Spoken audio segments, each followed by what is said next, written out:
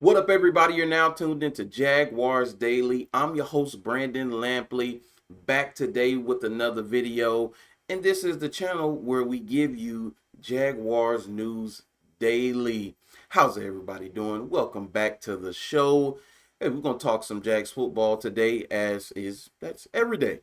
Hey, we're going to talk about how the Jags went from pretender to contender, core contributors, Super Bowl odds, and sustained success. But first, we're going to talk about going from pretender to contender. And this right here, man. If you've been a Jaguars fan for this the last decade or so, you've seen the dysfunction that the Jaguars have had, the ups and downs. 2017 was a magical run, magical run. Man, that defense, I loved that 2017 defense. People used to criticize them all the time because of how chippy they were and the penalties that they got. And I had to tell people, I'm like, look, listen, you would rather your dogs bite and you teach them not to bite than to have to teach them how to bite. It's just what it was. 2022, the magical run with Trevor Lawrence and Doug Peterson, and we're like, yes, finally, we're here. And next year you go 9-8, win a playoff game, and then go 9-8 again. You miss the playoffs, and it's kind of like it's like, okay, well, they ran it back, got the same result. Let's do something again next year, and then the bottom fell out at 4-13 in 2024 with some bright spots here and there, but that's what it was. Hey, then the firing of the prior regime. In comes Liam Cohen. In comes James Gladstone. In comes Tony Baselli.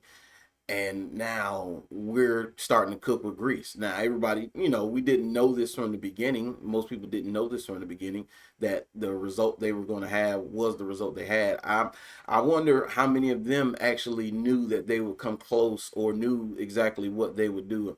I'm willing to bet not many knew what they were going to do, because my ceiling for them was 10 wins. The floor was 6 or 7 wins, but they broke through. They broke through the ceiling. It was, oh man, it was crazy. I was like, man, this is insane. Even when they had the little dip where they lost the 2 games in a row, even the Houston loss, I was like, this team is different. This team is different. This team is now a contender, because at no point were they like out of a game. And even before Trevor Lawrence went on his heater, there was no point where I felt like they were out of the game because of his previous history and what we seen him do last season. It's just what it was. So they went from the bottom floor to the deluxe apartment in the sky, man. I just, yeah, hey, this is euphoric. Just put it that way. This is euphoric. Now, what we want, of course, is for this to continue going forward, and I think that that's what it will be. Um, you have all the key pieces in place. The two most important pieces I think that you have in place, outside of course the front office, and because everything starts at the top, and your owner, is Liam Cohen and Trevor Lawrence. Once you have those two positions settled, I think sustained success is something that can be achievable. It is something, outside of injury or any, crazy circumstance or anything like that. But having those two in lockstep with one another, and just listening to them talk about each other, man, you can tell that that relationship has grown tremendously. And even they both said it. Hey, we had our growing pains there early in training camp. We had our back and forth a little bit. And he said he kind of barked at me. He was like, "That's good. That's good. I want him to contribute, be fiery, speak up, and be that leader that we know he can be." And Liam Cohen noticed that change in Trevor Lawrence. And now I think that it reverberated throughout the entire team. I think it affected everybody from the defense to the offense, from every skill group, position group, because you were confident that you had a coaching staff that were going to put you in positions to make plays. And you were confident in the man next to you and his ability to execute the tasks that were given. I mean, love it, love it. But well, now we're going to talk about the core contributors. And for the core contributors, there's two in mind that right off top we have to talk about. And the reason I talk about these two guys first is because I think if all they have to do is be themselves, be their dominant selves, be their best selves, and you may be hoisting a Lombardi trophy next year. And most people always going to say Trevor Lawrence. Nah, Trevor Lawrence is going to be Trevor Lawrence. No, these two guys right here, they're going to they have to wreck games next year, and they will. And that's Trayvon Walker and Josh Hines Allen. They're all top. We have to start with those two. Those two have to be their dominant selves because it helps everybody else on the defense do their job. Now they do need to get them some inside help. We need that three technique, like I talked about. Devon Hamilton was excellent last year. They stopped the run at an elite rate, the best run defense that the Jaguars had in their history, and I think that will continue.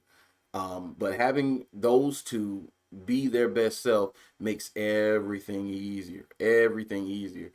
You need stickier DBs on the back end, of course. You need guys that, hey, man up. If you watch the Seattle defense, those guys got in people's face and ran with guys, push, pull, tug. One thing I liked about Super Bowl is that they did call it. They didn't, they let them play. They let them play. They swallowed the whistle and they let them play. I think most games should be that way. And it's a beat down when the reps are not a headline or storyline for your game. But outside of Trayvon Walker and Josh Allen, of course, is the receiving core, tight end, receiver slash tight end core, and Trevor Lawrence. These guys have the timing that he's gotten down, the comfortability he's gotten with Parker Washington and Jacoby Myers. He has familiarity with Brian Thomas Jr., and I have faith that he's going to return to his rookie form and be that alpha dog, that number one that we saw and we envisioned him to be. Brenton Strange is going to take that leap, and I think his name is going to be put up next to the best tight ends in the league. When you talk about, George Kittle's, Travis Kelce's, the Trey McBride's, you name them, I think he'll thrust his name into that spotlight. Of course, the offensive line and how the offensive line blossomed last year with just really, really, they had a few additions, but really, Robert Hainsey, physical center, and Patrick McCary. Those two right there came and brought a workmanlike toughness to that line. Ezra Cleveland took a step forward. Anton Harrison was your best lineman for a good part of the year. And Cole Van Lanen, man, Cole Van Lanen, if there's an MVP of the offensive line, it's Cole Van Lanen because he filled in at so many spots. And he basically, if the announcer never calls their name, never says anything about them, you don't hear about them all game, and they never put them out.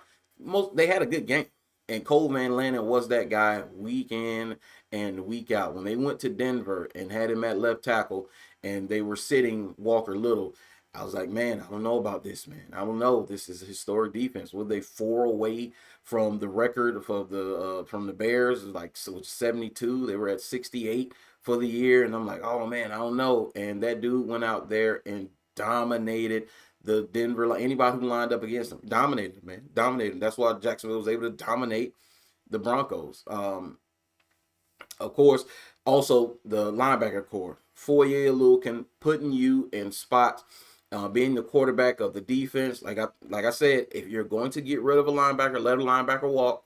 And you have to choose between Devin Lloyd or Foye Oluokun. I'm taking Foye Oluokun because of what he means to this team and what he's done, and he's the quarterback of the defense. That's just me. I think you can get a guy like they say like a Quay Walker or somebody like that, to come in on a 1-year deal, or hey, Ventrell Miller, Jack Kaiser, this is your time, step up. Hey, let somebody step to the forefront, go draft another linebacker. So, those are my core contributors, man. Just from Trevor Lawrence, Trayvon Walker, Josh Allen, the Cole Van Lanen, Anton Harrison, Foye Oluokun, Devon Hamilton, Jordan Lewis, of course, Monteric Brown, which I hope they bring back Monteric Brown. And also Antonio Johnson. Can't forget about Antonio Johnson. That guy took a leap. Man. That guy took a leap, man. It was beautiful to see. But we're gonna leave it right there, and we're gonna talk about the Super Bowl odds. It's Duval versus all y'all. This is just what it is, and it's always been that. It's always been that from the hate, the unnecessary hate that the city, not the Jaguars themselves, but the city get from the media is criminal, man. The disrespect on this rock is crazy. But it is what it is. It just continues to fuel the fan base and let you know that if you do come for this fan base, it's gonna be a long day for you. I mean, what this fan base did to Richard Sherman should be studied. Like, shout out to all those people that are on Twitter, or /X, for their contributions and how they, go about their team, go about their day, and how they defend themselves, this city, and this team. You got Richard Sherman talking about how the fans turned him off the team, and that's why he don't watch. Come on. Come on, be a professional, man. Be a professional. But it's just funny to see. But their Super Bowl odds. I mean, I'm not talking about from a regular odds perspective as far as like betting lines like plus 1,300 or 7% chance or anything like that. Just speaking from what I think and what their odds are, and even going into next year with a healthy Patrick Mahomes, with a healthy Lamar Jackson, Josh Allen, Justin Herbert, Joe Burrow, and I'm naming the quarterbacks, but these are the teams, these are the guys that are going to be players down the stretch, especially if they stay healthy, to be in the mix for the top of the AFC. And I like them versus any of them. Any of them. Jacksonville would have put up a better game in the Super Bowl against Seattle than the Patriots did. They would have beat the Patriots. Jacksonville plays the Patriots for the AFC title to go to the Super Bowl. They would have beat the Patriots. And because they had already seen the Seahawks and lost by a possession, hey, anything could have happened in that game. Not saying that they could have beat them or whatever, but anything could have happened in that game, especially with Trevor Lawrence being cool and calm under pressure. Is at the how he was playing down the stretch going into the playoffs, I think so. I think that they would have won basically might have won this past Super Bowl. But we want to talk about 2027 Super Bowl. And I like them. I like them, man. I like them. I like them. This is a 11 to 12 win team going into next year. And of course, their chances go up with the construction of the roster, and who they decide to keep, who they decide to let go, and who they decide to draft. They got some decisions to make, but your core is your core, and this core is good. And not only that, and I've gotten my core contributors, the coaching staff, especially the defensive staff with Anthony Campanile. There was a point in the season last year where I think it was during the bye week where Liam Cohen basically, told Camp and the defensive staff, say, hey man, y'all got it. He has to kind of focus on the offense and get that right. And man, they took off ever since. And Coach Camp, which I'm so glad, Arizona wasn't for you, Coach Camp. Arizona wasn't for you. Hey, Grant Udinski, Browns weren't for you. I think you guys would have been right back in the coaching cycle 2 to 3 years from now. I don't think you would have got fired after 1 year, but 2 to 3 years, you probably would have been back in the coaching cycle in Arizona and with the Browns. So they'll get better opportunities, but that's the price of success. Teams come and poach your guys. They want your guys. If you had success, say, hey, who's those coaches? Let me get that guy. Let me talk to this guy. Let me get that guy. We want to model ourselves after said success. But now you bring back both your coordinators. You still have your core. Your core comes back, and then now we can plug in here, pull out here, bring this guy in, let that guy go. Nip, tuck, do all the little things to the roster and shape it up. I think that this, as a whole, they should be a threat to win the Super Bowl next year. Going into next year, I already have them winning the AFC South, already winning the conference. The only team that really and they don't is not I'm not we're not afraid of them or scared of them. It's just that they're right there with us, and they've had a model of success, and because they made the playoffs for the last 3 years, and that's the Houston Texans. Yeah, if the Houston Texans can figure out the C.J. Stroud issue, look out, man. Look out. Because there's no reason why they should not have beaten the Patriots, and then they would have beat the Broncos. Yeah, especially with Jarrett Stidham in that snow, man, they wouldn't have had a touchdown. It might have been a shutout. Yeah, there's somebody on Twitter talking about Texas defense. It's like it's just 11 Velociraptors with machine guns. That's what they are. Those guys are crazy. But because of divisional opponents like them, and even the Colts, and in a way the Titans as well, even though the Titans weren't good this year, those teams helped the Jaguars become who they were last year, because battling is battles. Those battles, that road game in Indy was a gut check, because old man Rivers and them, they was like, yo, we ain't got nothing to play for, but we got something to play for. And our something to play for is beating you. And hey, Jacksonville, hey, stepped up. Stepped up. Same with Houston. You beat Houston here, and Houston comes back and beats you 29-10. We're not gonna get into that. It's still a sore spot for me. Still a sore spot. But their Super Bowl odds next year, I think they'll finish top four. Yeah, top four, somewhere up in there. Top four. They'll make the playoffs. They could, be a lower seed than that, depending on, who in your division, and because the Houston could, lose only 1 or 2 games next year, and it knocks you out of those top four. But I think they're top four, because I think they'll win the division, and that leads to their path to the Super Bowl. And hey, all I want to do is get me in the playoffs, and anything can happen. Last year, we just happened to come across the only quarterback that I thought could beat him, and he beat him. And then he goes out the next week and just, I don't know, like, Josh Allen, like, yo, where were these plays against the Jaguars, man? Where were these plays against the Jaguars? Oh, man. But we're gonna leave it right there,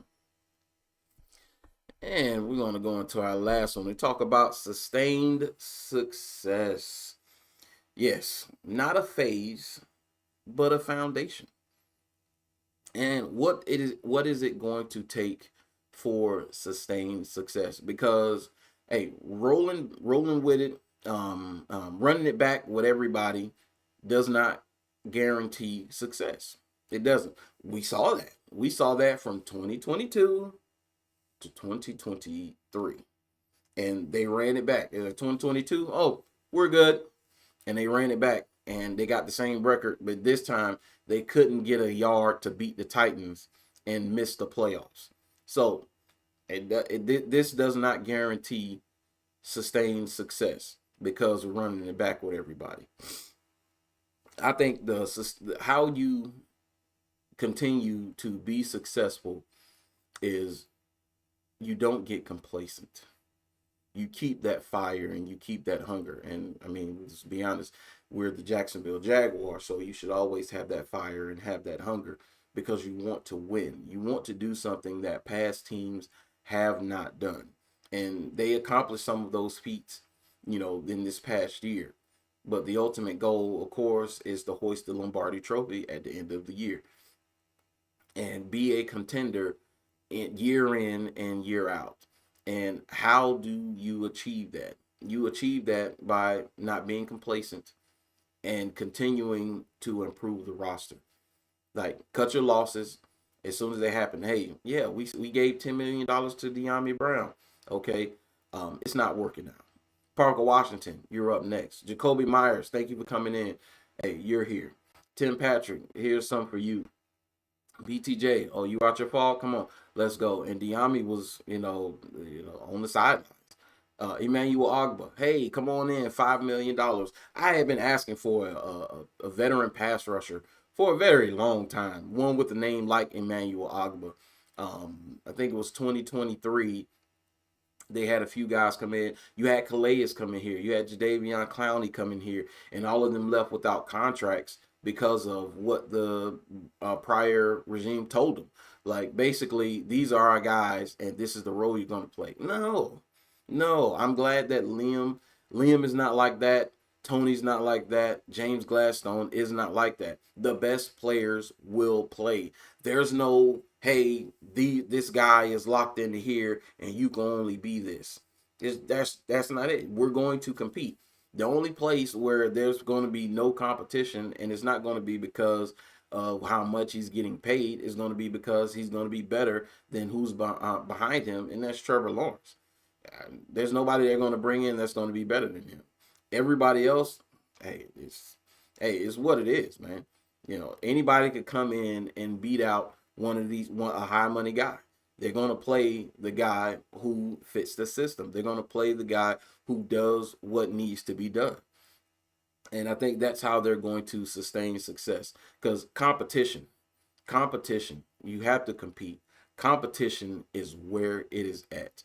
Competition stops guys from being complacent. You know, you pay a little more attention to detail, because this is truly a game of inches, where the smallest detail makes all of the difference. The Seahawks, they found the head coach, Mike McDonald, found a tell by the offensive line, where they were basically, saying baseball, you tipping your pitches. You know, he found something he saw where, hey, if they are running this, they're gonna set up like this and they're gonna move like this. And hey, the Seahawks, hey, and that's what it was. He found out, they came up with that is paying attention to detail, man. And that's what you want here in Jacksonville. And that's what's going to continue to give them that sustained success into the future. So I'm excited. I'm excited. I know I talked about it, said last time, but yeah, I am, man. I cannot wait for free agency to see what they're going to do, who they're going to be able to keep. Only thing is with Devin Lloyd, update on Devin Lloyd is, he said he would love to be here in Jacksonville, but he hasn't had talks with them, and hey, it's nothing personal, man. It's, I know they would love to have him here. He deserves his money, but hey, it's just, it is what it is. If they can't sign him, they can't sign him. And and who knows? The Raiders got $100 million in cap space, so he may end up a Raider. Who knows? But that's another way you get that sustained success, because you're not going to be able to pay everybody. Same with Travis Etienne. Yeah, I love Travis. Want Travis back, but hey, we got Bayshore Tootin. We got LaQuint Allen Jr. and we can go draft another back. We go draft a back, a more of a power back, with some speed, of course. You always want to, have speed, but a power back with great contact balance, who can tote the rock. Okay, so you can go find backs, man. You can find linebackers. They'll be able to do those things. So I'm ready to see what they do in free agency and who they're able to bring back. And then whatever holes they don't fill in free agency, they'll do through the draft, because the draft is what's most important. Is how you're going to build. So look for them to probably pick up at least one higher price free agent, as far as I think it'll be either at corner or defensive tackle, depending on what's available and where guys decide to sign. So, and that's what it'll be. So, but I appreciate you guys for tuning in. Make sure you like, share, and subscribe. Once again, my name is Brandon Lampley. Follow me on all of my social media. Hey, I enjoy talking to you guys. We're going to keep doing this. We're going to keep it rolling. Trying to get to 1,000 subscribers. Trying to get to those watch hours. And we'll and keep going. I mean, I know in Jacksonville we have the same media. But hey, I'm here, man. I'm here. I'm trying to get a fresh perspective. Been doing it for a long time, but now, now I'm really want to step into it and put it out there and give you another outlet to listen to. And I do my homework. So as you'll see, man. But appreciate you guys. I'll talk to you later, man. Peace out.